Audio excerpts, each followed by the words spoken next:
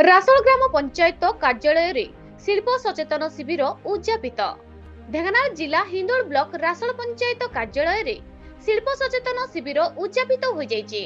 एई शिविरर उद्देश्य थिला बेकारी युवक युवती मानकु आर्थिक सहाय्य दे छोट छोट शिल्प प्रतिष्ठान करी रोजगारक्षम करिबा।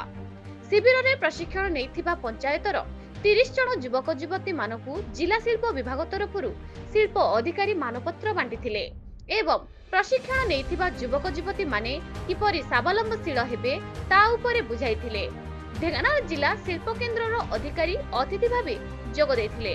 संपादक प्रबंध कुमार महाराणा, मिशन अतिरिक्त परिचालक अशोक कुमार बेहेरा, रासोल ग्राम पंचायतर सरपंच दिवाकर नायक, पंचायत निर्वाही अधिकारी बंशीधर विश्वाल, समस्त वार्ड मेंबर सहित प्रशिक्षण युवक युवती माने और हिंदोल ब्लॉक रो सहयोगी प्रकाश चंद्र नाथ जोग दैथिले।